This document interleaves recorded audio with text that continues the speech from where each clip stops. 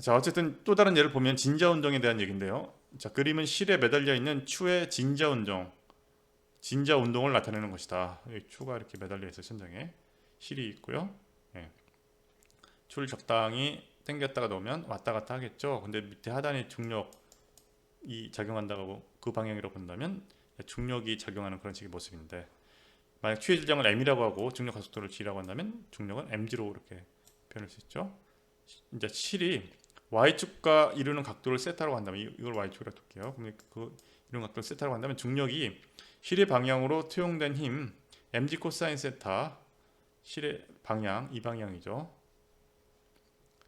그 mg 코사인 세타는 실에 작용하는 장력 t와 상쇄되기 때문에, 자, 얘가 지금 매달고 있잖아요, 그죠? 매달고 있으니까 이가 가로 방향으로 움직이게 하는 힘은 이쪽에 생기는 이 힘이라는 거죠, 그죠? 아, 그 중력이 실의 방향과 수직인 방향으로 투영된 힘, 실의 방향과 수직인 방향으로 투영된 힘, 이게 mg 사인 세타가 되겠죠? 예, mg 사인 세타가 남습니다. 이때 추가 반시계 방향으로 움직일 때 세타가 증가하잖아요. 이렇게 가정을 했으니까 시계 방향으로 추에 작용하는 힘은 F로 표현하면 F는 마이너스 mg 사인 세타로 나타날 수 있죠. 양은 mg 사인 세타인데 방향이 이제 예, 시계 방향으로 이제 움직이니까 반시계 방향 때 플러스라고 했기 때문에 마이너스 mg 사인 세타로 이렇게 주어진다고 할 수 있고요. 실의 길이가 L이라고 한다면, 요거 실의 길이가 L이라고 한다면, 자, S는 QH는 S가 되면 S가 L 세타로 표현되거든요.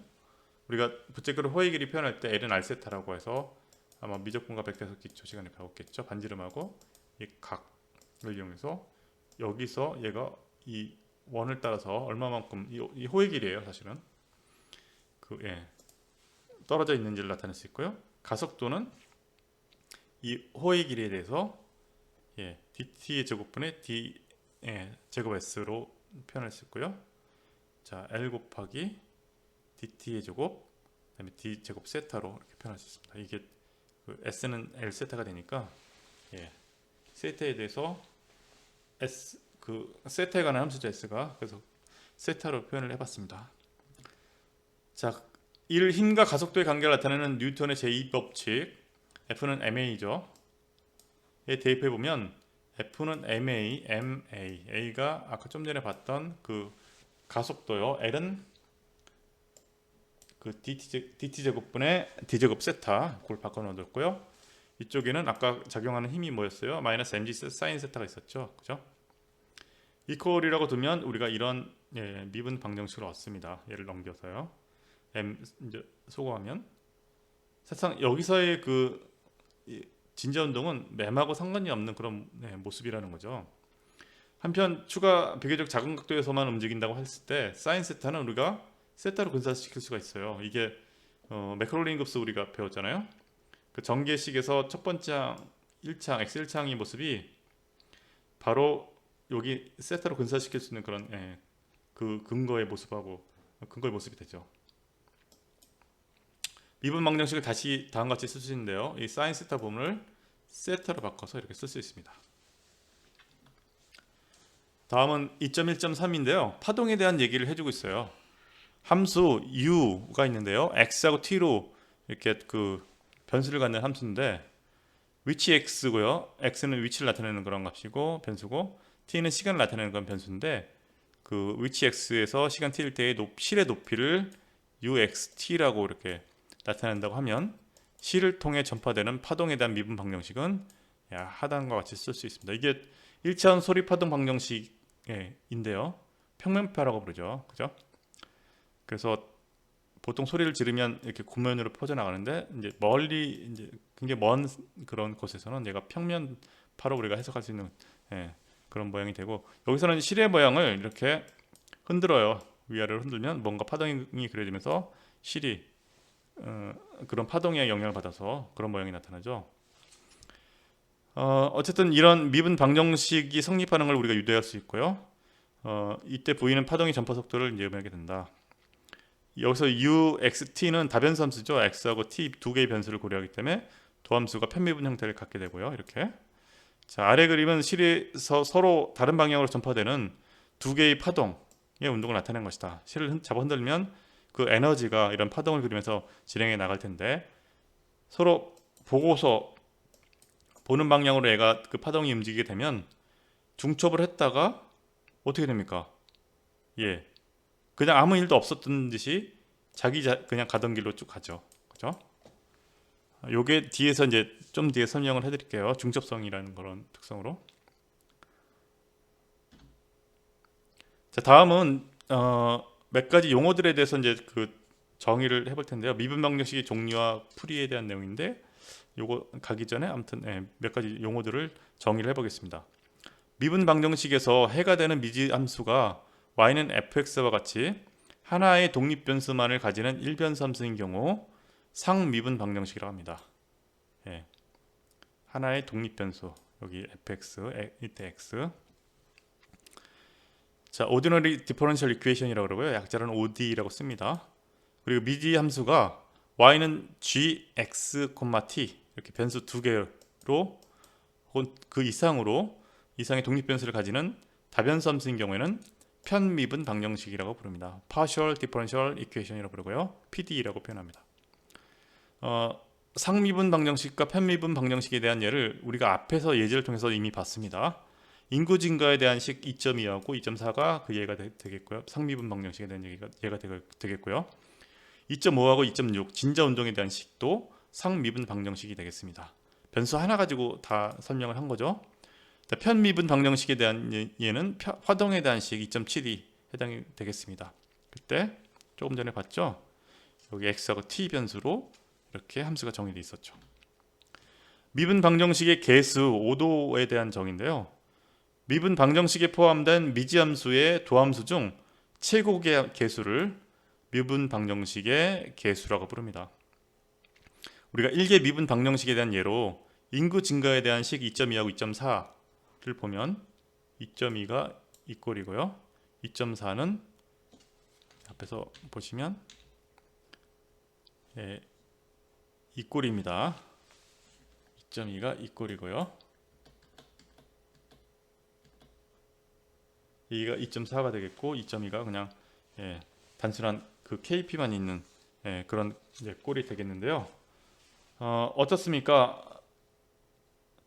자, P 프라임 이거 하나만 가지고 있죠. 그 미분 방정식에 이게 최고의 개수가 되니까 1개 도함수가 되는 거죠. 그래서 1개 미분 방정식이 됩니다. 진자 운동에 대한 식 2.5하고 2.6은 자 2개 도함수가 되고요. 최고 개수가 2개 도함수를 그 미분 방정식에 가지고 있었잖아요. 그죠? 둘 다. 그래서 2개 미분 방정식에 대한 예가 그게 되겠습니다. 항의 차수에 대한 정의인데요. 미분 방정식이 각 항에 포함된 미지함수 y나 그 도함수들 y 프라임, y 더블 프라임, y n 승 n 도함수, n개 도함수 그것이 곱해진 개수를 의미합니다. 그것이 차수예요. 미분 방정식의 해는 일반적으로 미분 방정식의 개수와 같은 수의 임의 상수를 포함하는 형태로 구성되어지는데 이를 일반해라고 합니다. 자, 미분 방정식의 개수와 같은 수의 임의 상수를 포함하거든요. 역도함수 계산하면 적분상수 생기잖아요. 거기에 그 모습을 염두에 두시면 됩니다. 일반해에 포함된 임의 상수들의 값은 미분 방정식 자체로는 결정되지 않는 그런 값이에요. 초기 조건이나 경계 조건 등 기타 부수적인 조건이 있어야지 걔네들을 결정할 수 있습니다. 임의의 상수 값이 모두 결정되어 있는 해를 미분 방정식의 특수해라고 부릅니다. 예를 들어서 식 2.2를 만족하는 일반해는 자, 식 2.2가 아까 좀 전에 봤었죠? 식 2.2가 dt분의 dp는 kp다. 이걸 만족하는 그거 성립하는 미분 방정식이거든요.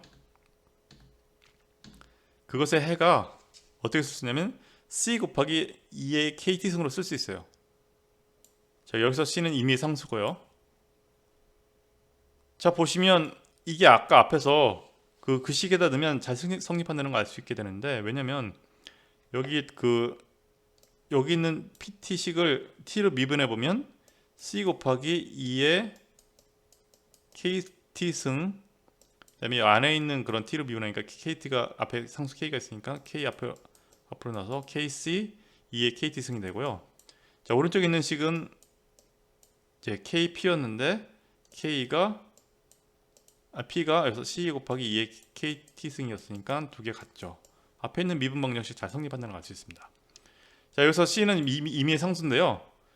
자, T가 0일 때 인구수가 P0라고 하는 초기 조건이 있다면, 만약 그런다 가정을 해보면 임의의 상수 C 값을 결정할 수 있습니다. 왜냐, 여기서 식에다 넣으면 T가 0일 때 값이 T가 0이니까 C 곱하기 2의 영승은 1이잖아요. C잖아요. 2의 영승은 1이니까. 그래서 이 C가 바로 P0가 되는 것이죠. 그래서 특수해를 얻게 되는 것입니다. 미분 방정식의 미분 방정식을 나누는 또 다른 중요한 기준이 있는데요. 선형 미분 방정식과 비선형 미분 방정식이 있습니다. 자, 선형 미분 방정식을 우리가 판단하는 기준은, 정의하는 기준은 미분 방정식이 미지함수 y나 y 또는 그 도함수들 y 프라임, y 더블 프라임, n개 도함수 땡땡땡으로 이루어지는 1차항만을 포함하고 있는 경우에 선형 미분 방정식이라고 부릅니다. 그렇지 않으면 비선형 미분 방정식이라고 부르고요.